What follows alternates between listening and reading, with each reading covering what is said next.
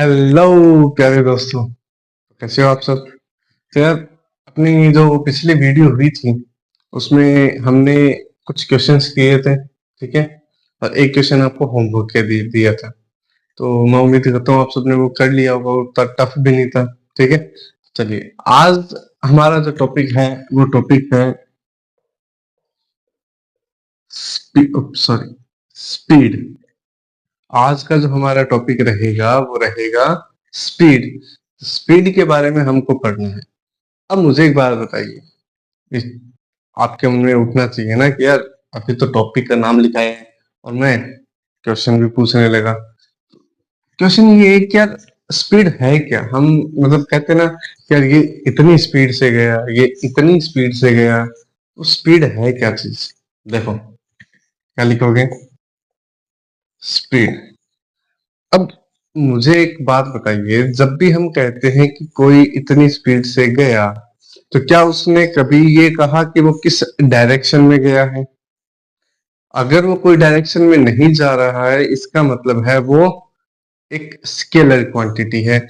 क्यों? क्योंकि मैंने आपको पिछली क्लासों में बताया था कि क्वांटिटी कितनी होती है? दो।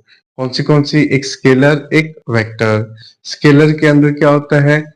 मैग्नीट्यूड होता है लेकिन डायरेक्शन नहीं होती। लेकिन वेक्टर के अंदर क्या होता है? उसमें मैग्नीट्यूड और डायरेक्शन दोनों होती हैं। क्या ये बात आपको याद है? ठीक है। तो अगर मैं स्पीड की डेफिनेशन लिखना चाहूं तो इसे आप तीन हिस्सों में बांट सकते हो। कितने हिस्सों में? तीन हिस्सों में। देखिए, पहला हिस्सा पहला हिस्सा क्या रहेगा कि स्पीड यानी it is a scalar quantity. पहला हिस्सा हुआ कि स्पीड क्या है? एक स्केलर क्वांटिटी है। Second point. अब सेकंड पॉइंट ये है कि आदमी कितनी स्पीड से जा रहा है, मतलब वो कितना तेज जा रहा है। अगर कोई तेज जा रहा है तो उसके लिए हम क्या लिखेंगे? An an object is sorry it is defined as it is defined as how fast any object is going. क्या आपको दूसरा पॉइंट समझ आया? पहला पॉइंट, ये एक स्केलर क्वांटिटी है। क्यों स्केलर क्वांटिटी है? क्योंकि इसके पास मैग्नीट्यूड तो है लेकिन डायरेक्शन नहीं होगी। दूसरा पॉइंट ये कहता है कि it is defined as how fast an object is going. ये बताता है कि कोई भी ऑब्जेक्ट कितना तेज जा रहा है। ठीक है, दो पॉइंट हो गए। तो तीसरा पॉइंट है वो ये है, it is defined as distance per unit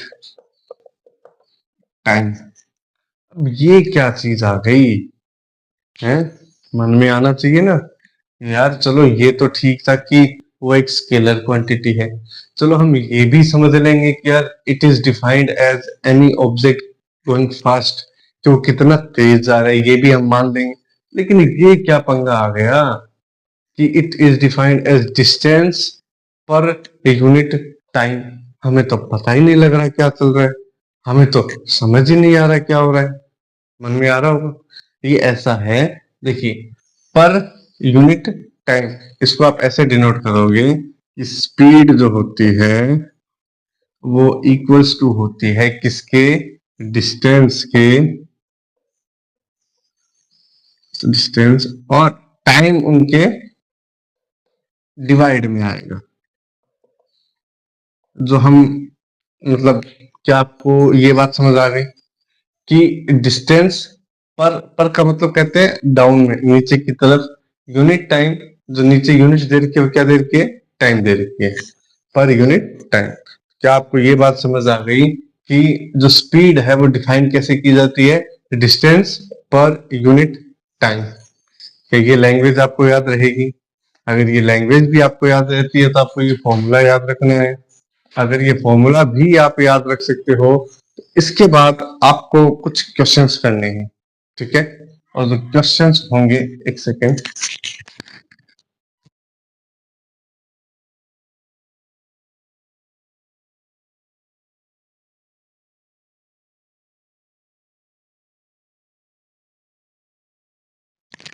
हाँ जी, गेट खुला रहेगा, कोई बात नहीं, आपके इतना फ्लैश नहीं पड़ रहा होगा, चलिए मैं बंद ही कर देता हूँ।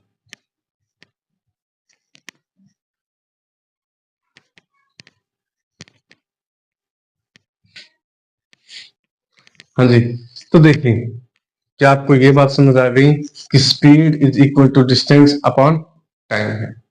यहां तक अगर आपको ये पॉइंट समझ आया है तो चलिए अब हम कुछ क्वेश्चंस देख लेते हैं स्पीड डिस्टेंस टाइम के। या एक काम करते हैं ना, अभी इन क्वेश्चंस को नहीं करते हैं, क्वेश्चंस लास्ट में एकदम एंड में रखेंगे और मजे से करेंगे। कुछ एक पूरी वीडियो सिर्फ क्वेश्चंस पे रहेगी तो थोड़ी लंबी रख लेंगे, है ना। चलिए इसके बाद पढ़ते हैं हम। आप स्क्रीनशॉट लेते रहना बस, ठीक है।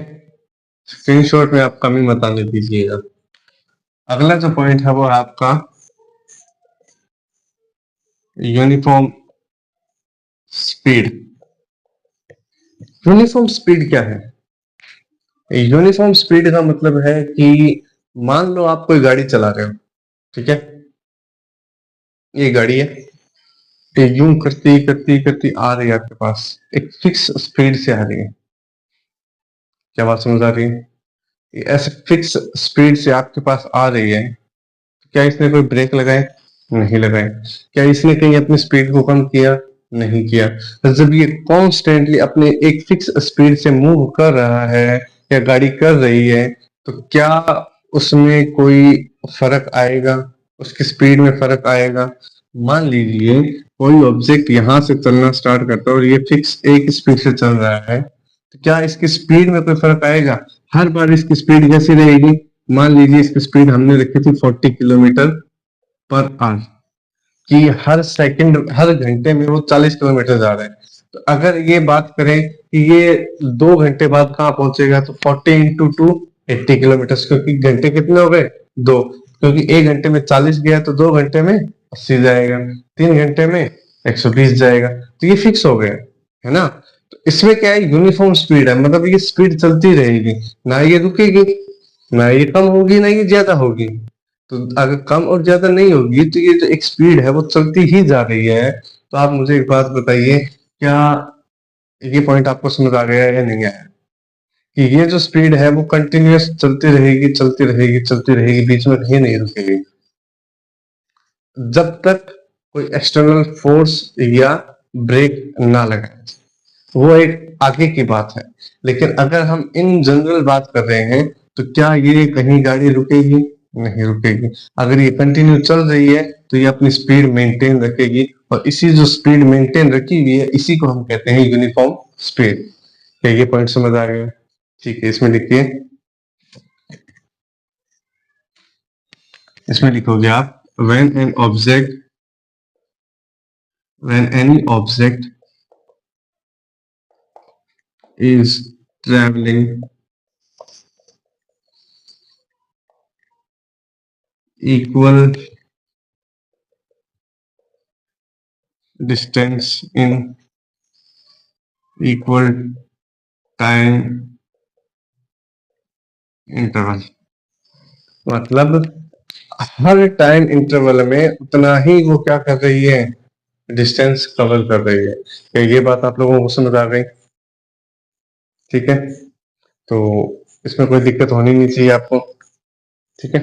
चलिए अब आगे देखते हैं थोड़ा सा, अगर ये नोट करना है तो कर लीजिए, ठीक है। लेकिन मतलब वही चीज ना जो मैंने अभी आपको बताया था, कि अगर मान लो कोई गाड़ी चल रही है तो वो क्या रहेगी, स्पीड रिमेन्स कांस्टेंट। इसमें स्पीड है वो कांस्टेंट रहेगी, है ना। जैसे मान लीजिए 40 किलोमीटर थी, तो हर बार कितनी रहेगी, 40 किलोमीटर। ठीक है ना।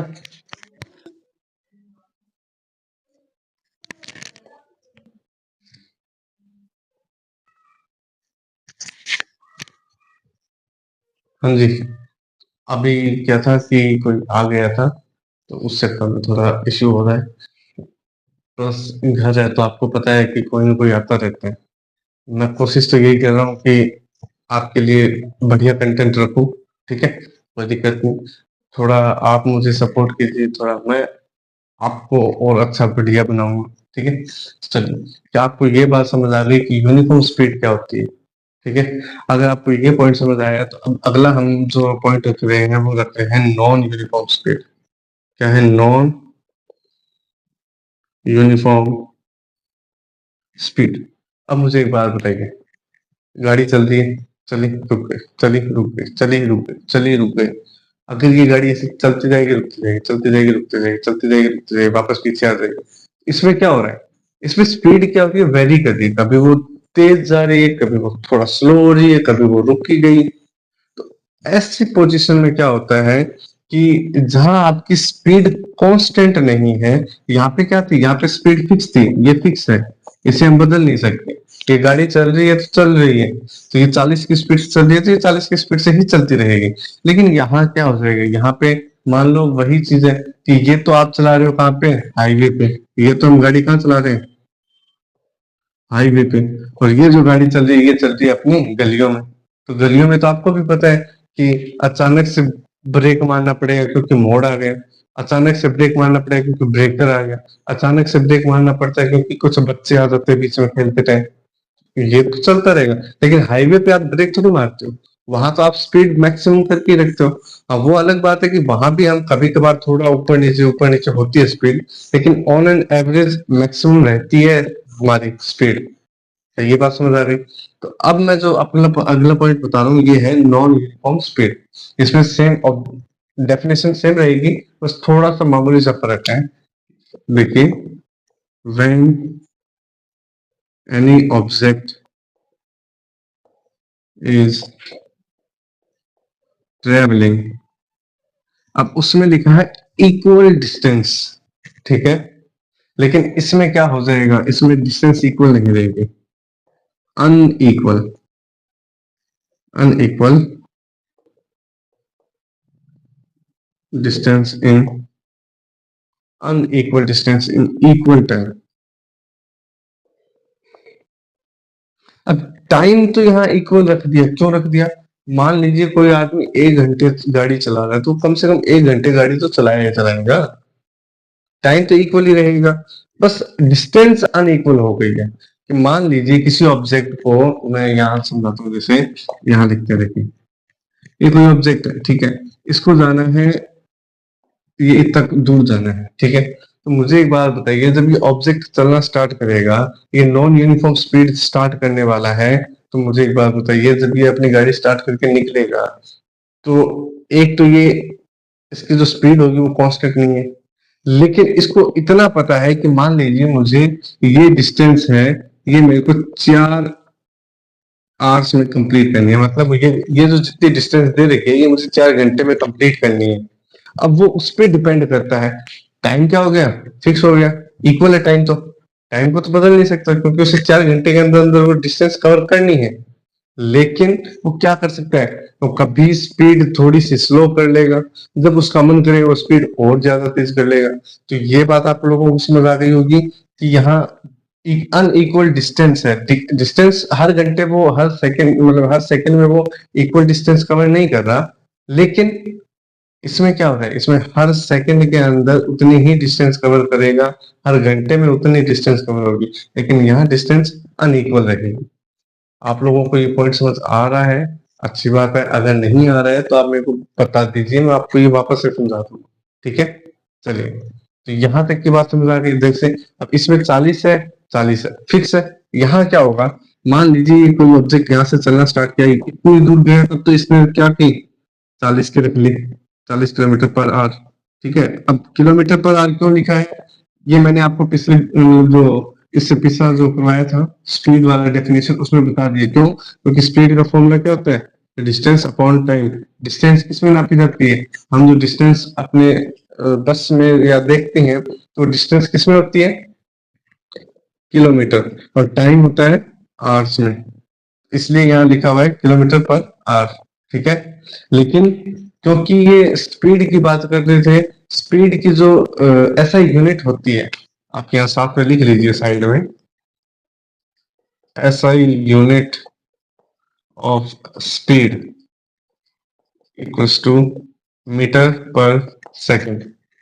ठीक है, अब इससे जो अगला हमारा टॉपिक है वो यही है कि किलोमीटर को मीटर में कन्वर्ट करना और मीटर को किलोमीटर में कन्वर्ट करना, वो हम देखते हैं। लेकिन क्या आप ये बात समझ पा रहे हो, देखो पहले वो थोड़ी दूर 40 किलोमीटर से चला, उससे थोड़ा रेस्ट किया, फिर वो 60 की स्पीड से बढ़ा है। अब क्योंकि उसको पता है मैंने थोड़ा रेस्ट किया तो उसने 60 की स्पीड ले ली, तो क्या स्पीड में फर्क आया या नहीं आया? ठीक है, लेकिन इतनी ही डिस्टेंस उसको 2 घंटे में कवर करनी थी। ठीक है, अब देखिए टाइम तो इक्वल है, 1 घंटे में वो 40 किलोमीटर गया, अगले 1 घंटे में वो 60 किलोमीटर गया, लेकिन टाइम तो दोनों में इक्वल लगा, 1 घंटा इधर 1 घंटा उधर, लेकिन डिस्टेंस क्या है, अनइक्वल है।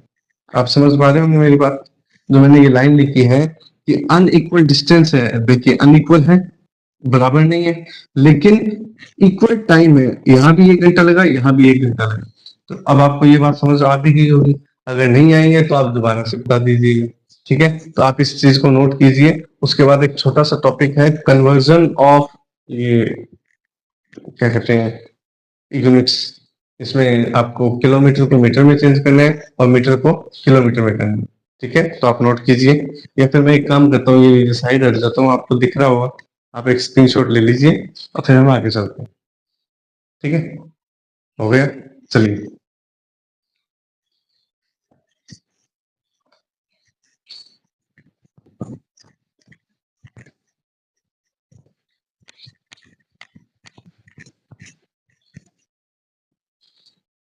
चलिए अब देखिए,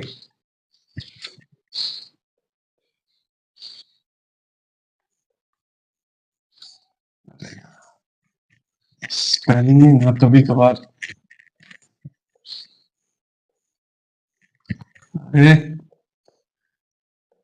कन्वर्जन ऑफ यूनिट्स। अब मुझे एक बात बताइए, हम लिखते हैं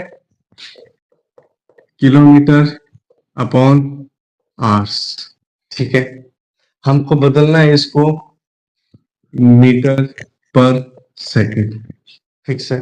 अब मुझे एक बात बताओ, अगर मैं कहूं यहाँ पे 1 किलोमीटर है और 1 घंटा है, तो मुझे एक बात बताइए, 1 किलोमीटर में कितने मीटर होते हैं?